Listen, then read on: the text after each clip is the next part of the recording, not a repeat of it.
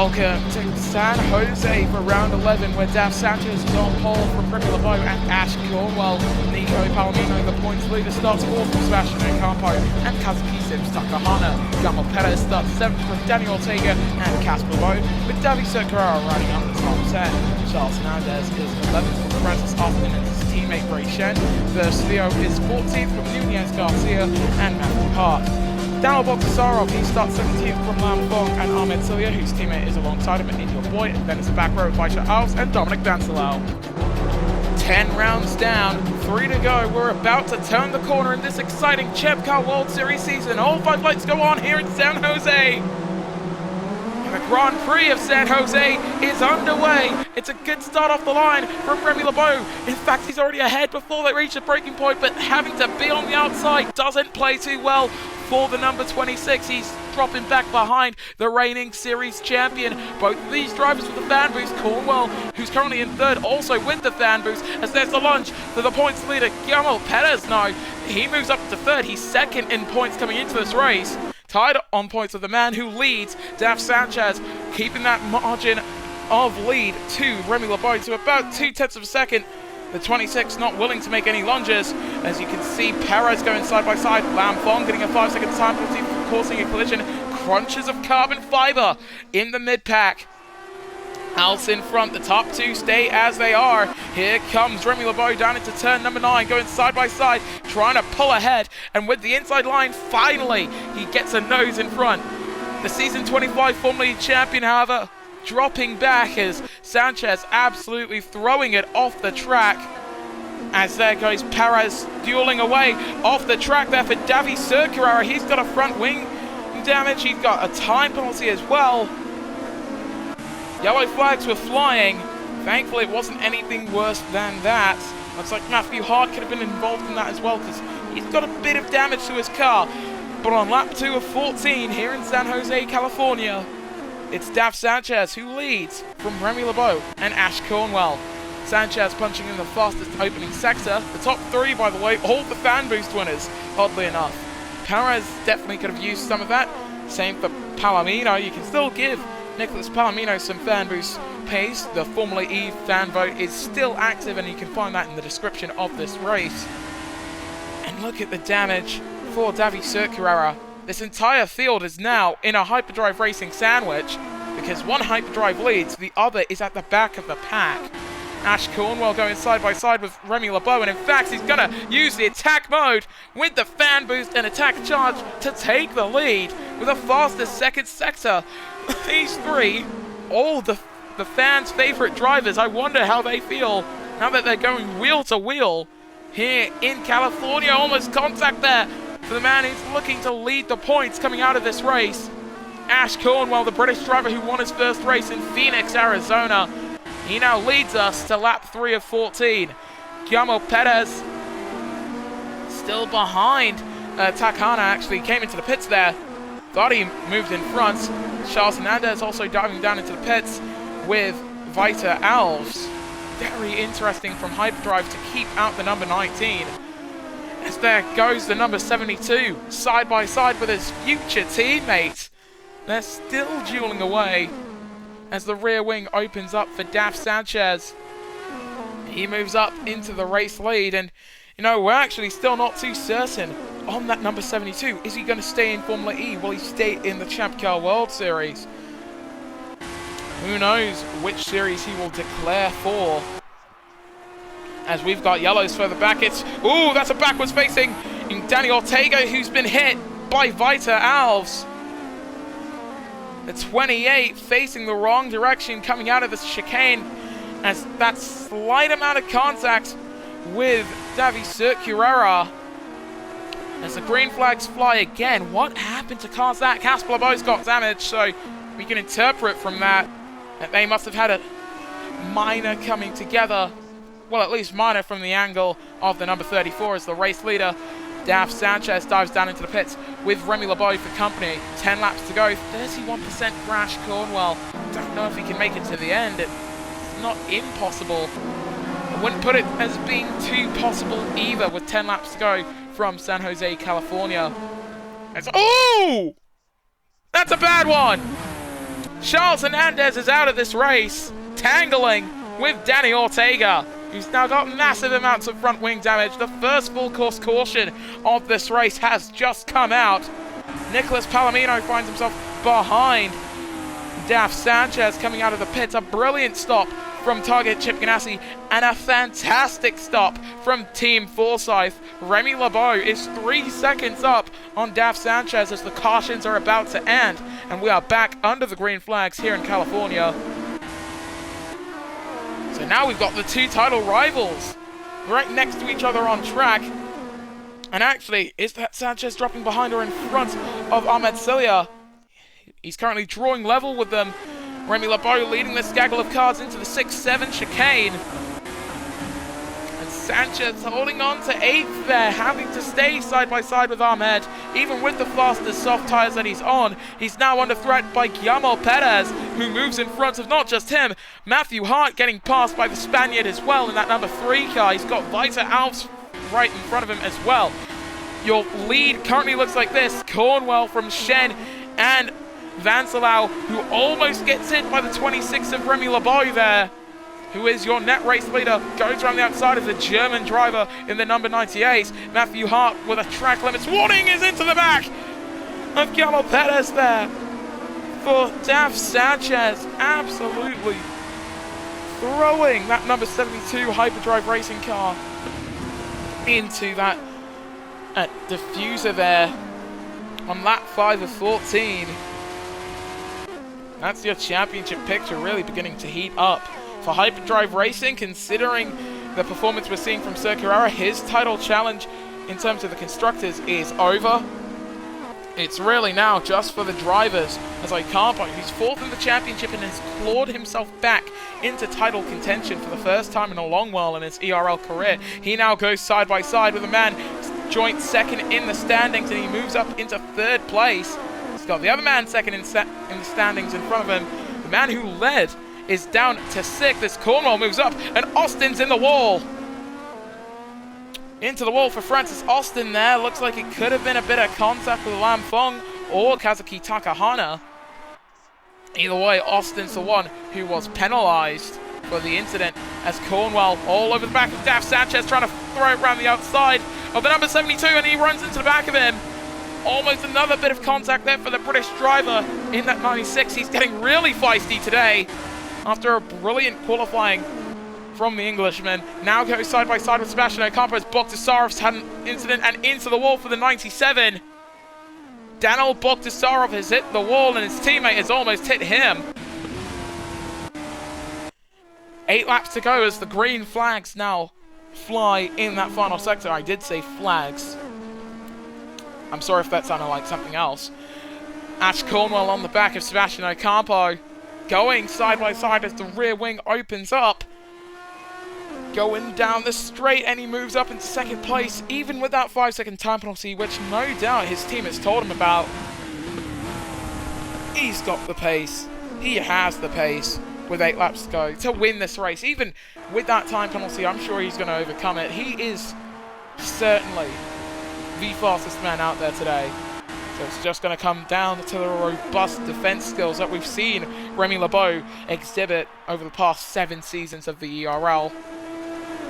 And now Cornwell trying to hold his Dale Coyne number 96 on track. Almost made the same mistake he did with Daf Sanchez. They almost tangle coming out of that corner there. They stay side by side. The 96 goes around the outside of the 26 as your boy has had an offer of his own and he's in the wall. Lam Fong is out of this race. Ray Shen is coming up to the scene of the incident. Takahana with a time penalty for causing a collision. Thankfully, your boy able to straighten up that car before things got really hairy, and at half race distance, now's the time for most of the drivers to dive down into the pits. Soft tyres going on. And Ash Cornwell is staying out. Very interesting from Dale Coyne to keep out the number 96. Maybe it was because they were ready for the 25 instead, because in comes the Luxembourgish Nunez Garcia, winner in Detroit in Season 5. Yet to win again so far this season, as that's a very, very scruffy exit there for the 25 crew. 11 seconds to margin out front. And of all people to be in fourth, it's Takahana, and he's got a rear puncture. Rear puncture for the number 11. He got up to that third position on strategy, but now I think he might regret it, because you can see he's got that rear puncture and contact with Ray Shen there, and off the track goes Guillermo Perez. In that confusion there, I think potential damage for the Andretti driver, but for the Japanese number 11, that's highly unfortunate. He's now got a bit of a buffer to Francis Austin behind. I wouldn't be surprised if a lot of the teams are taking this into account with their soft tyre stints. That's Austin behind him, coming through. Sir Carrera actually dodging a car for once, as we're on to lap 8 further up, and that's almost contact with Nunez Garcia. The driver's taking some amazing avoiding action, but for Sims Takahana, that is day done and dusted as he makes his way through the final sector. Your boy getting a time penalty for causing a collision, and a caution comes out. Danny Ortega is out of this race, and there you can see that Team Penske car. I don't know what happened there, but it absolutely could not have been any good. Cautions coming out. Cornwell should have pitted during the prior full course yellow. That's all I can really say. There was no better time to come in, and he just didn't take the opportunity. Now, it's likely that he's out of race winning contention. He's 18 seconds off of the race lead, but the strategy situation is so hectic in the ERL that anything and everything can happen before the checkered flag falls. Still, there's a 4-7 second margin between himself and the man aiming for his second ChampCar World Series championship. Just some news from the ERL. You may not be aware, but for next season, you will not be allowed, no driver will be allowed to run in more than one ERL category at a time. So if you're driving in Formula E, no ChampCar, FG, or FN for you when Formula Nippon gets off the ground in Season 28 of the Electric Racing League. And on lap 9 of 14, great stuff from Remy LeBeau to be holding on to the lead so far. For Palomino, he will be extending his points lead over Daf Sanchez and Guillermo Perez. Campo is going to be the big beneficiary in that four-way title battle leaving today's race. As you can see, Cornwell coming through turn 5. Still chasing after Sanchez. Absolutely, that number 96 is currently the fastest man on track. As medium's going on for Vita Alps, it's his third stop of the race. It's the second stop of the race for the 19 of Davi Sir Carrera, who was running last at some points. And now is the time for a team to try and do something different on strategy. None of the drivers in the top 6, aside from Nicholas Palomino, have done a stint on the hard compound tyres, and even then, Palomino's stint on the hards could have just been a medium tyre stint. In comes Sebastian Ocampo at the start of lap 10. Looks like medium's going on for him. Palomino dives into the pits as well. Now, those are the yellow walled mediums going on for Palomino. The red walled softs going on for Sebastian Ocampo. Mediums going on for Daf Sanchez, so all of these drivers have another stop to make. The question is, will they make it? Mediums did go on for Sebastian Ocampo, sorry. As Perez beating Sanchez out of pit lane, but not beating his teammate. Let's take a look at the tyre situation for the 3 car. 20% does not look favourable. It does not look or feel favourable at all. 18% for Remy LeBeau on his softs. Takahana's hard compound tyres, I believe they were. They blew up at 3%. I'm sorry, at 3 laps rather. So it's very interesting to see how tyre age actually plays into the strategy side of things, because it does seem like a lot of the teams have begun to cut it quite close. Casper LeBeau, who's now up in 3rd, is chasing after Verse Theo for 2nd place. So after a 2nd place in Nigeria as well, Verse Theo in Formula E at the very least, is trying to assert himself as the lead Aguri driver, but now fighting against his former teammate in ChampCar, where they're not teammates. I guess this is the perfect opportunity to show what you're really made of. As they round the final 2 corners, the 38 does dive down into the pits. Remy LeBeau's in pit lane with him. Casper and Cornwell all come into the pits. So Sebastian Ocampo on lap 11 of 14, he inherits the race lead here in San Jose. Coming out of the pits there is the 26 of Remy LeBeau. Well, the question is for him, can he do 3 laps on the same set of softs? The question is for your Ocampos, Sanchez's, Palominos, can you do 3 laps on the? Can you do 4 laps on a set of mediums? Does seem like it's going to be a lot harder to do. And it seems like the only man in the top 4 of the championship who shouldn't have issues with his tyres is Gamal Perez, who comes out of the pits. And he is 11th. He's in front of Austin and Circulara, but he is outside of the points right now. He's hoping for some bad luck to befall some of these drivers.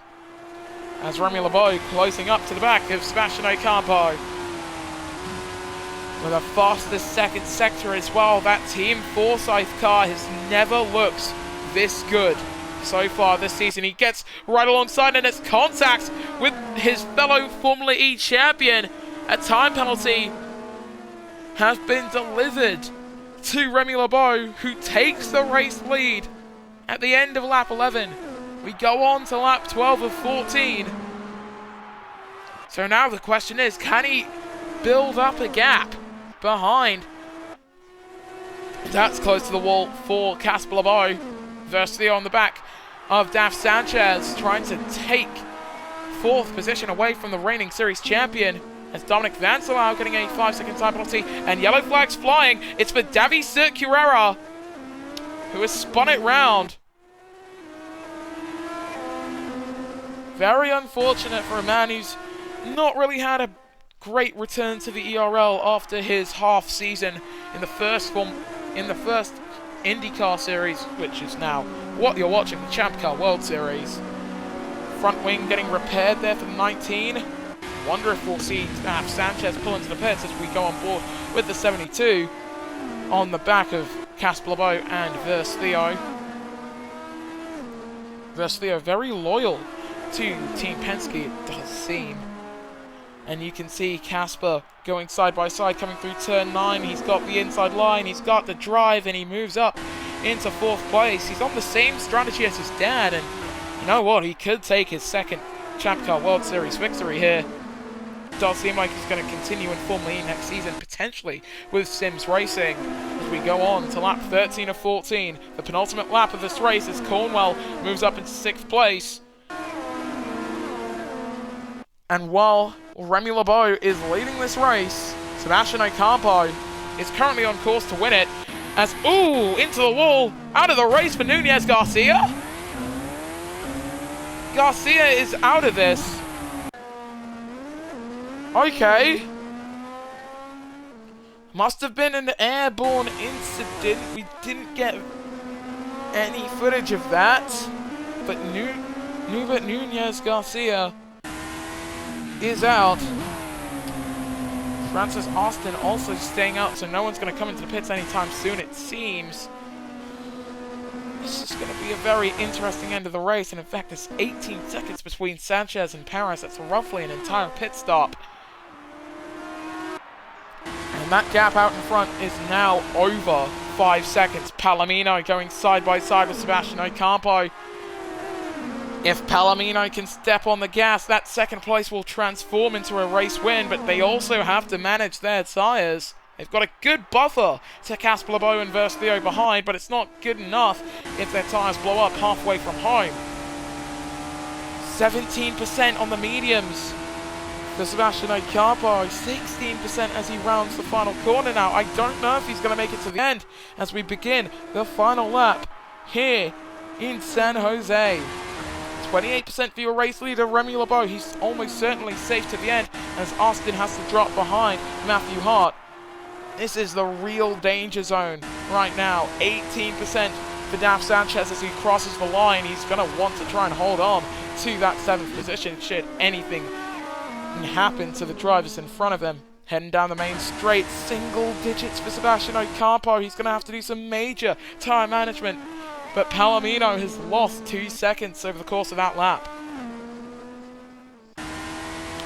While his tyres may be very low in terms of grip, Remy LeBeau is ready to head to the top step. May have a time penalty, doesn't matter. With 8 seconds being the margin, that will shrink to 3 when the time penalty is applied. France, welcome back to the podium here in San Jose. Remy LeBeau rounding the final corners here in California. Coming through the final 2. It's been a long time since I've said this in the USA. Remy LeBeau takes victory in the Grand Prix of San Jose. Meanwhile, it's a full car puncture for Sebastian Ocampo. Palomino just about making it to the line. This is go time for Casper and Versteo. Wonder what's happened with the, Sanchez as Casper moves up into 3rd position by the final corner. Cornwell moves up into 5th. Sanchez with a full car puncture coming to the line. Perez not close enough to capitalize, so it's still going to be 7th. 6th for Ocampo, 7th for Daf Sanchez. Told you there were worries with the tyres, but with all of that, Palomino is going to increase his championship lead after today. And he's going to increase it by quite a lot. Is this going to be his 2nd ERL Series championship with another ERL USA win? Full car puncture for Francis Austin as well as Cilia punches in the fastest lap! Big hit there for Takahata! Oh! He's upside down. That Sims racing car just capsized. And the cautions come out at the latest possible moment. I am in shock. I don't know if there's a better word for that than just pure shock.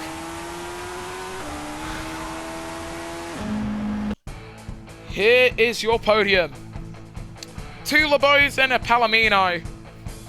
If this is right, that means we've got Palomino's current Formula E teammate and his future Formula E teammate if the rumors are true. Remy LeBeau, your race winner here in San Jose, California. Nicholas Palomino, 2nd place. That will increase his championship lead. And Casper LeBeau coming home with a 3rd place. That will surely see him move up the order. As for the rest of your finishers, Versteo with a very strong 4th place from Ash Cornwell and Sebastian Ocampo. Daf Sanchez, only 7th for the man who, in the early stages of the season, seemed to be dominating as he did last season. Guillermo Perez, 8th from Dominic Vancelau and Ahmed Cilia, your point scorers outside of the top 10. You've got Matthew Hart from Ray Chen and Davy Circulera. Vita Alves was 14th from Daniel Potasarov and Francis Austin, with your boy being the last of your finishers. Takahata, Garcia, Ortega, Lam Fong and Charles Hernandez all didn't quite manage to see the checkered flag at the end of today's race. So, in the championship standings, Nicholas Palomino leads from Sebastian Ocampo and Daf Sanchez. Guillermo Perez is now 4th from Remy LeBeau and Casper LeBeau. The 2 LeBeaus best of the rest, and it does seem like they'll be dueling over 5th place in the championship for the rest of this season.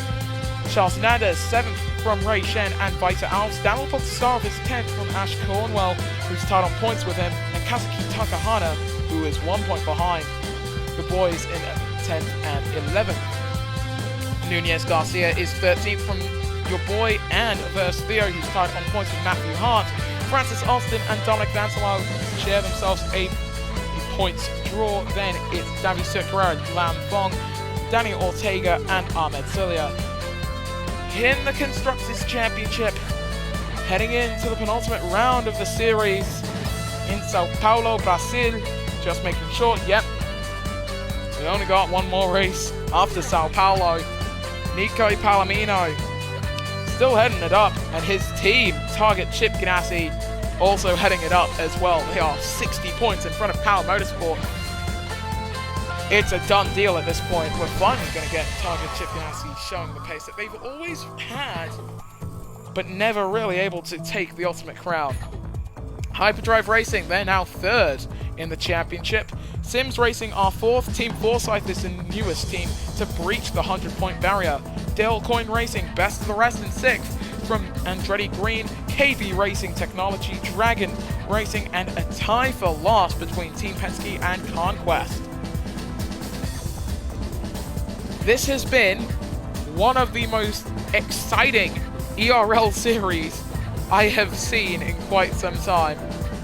The top 3 in the championship, in my opinion, are going to stay as the ones to watch.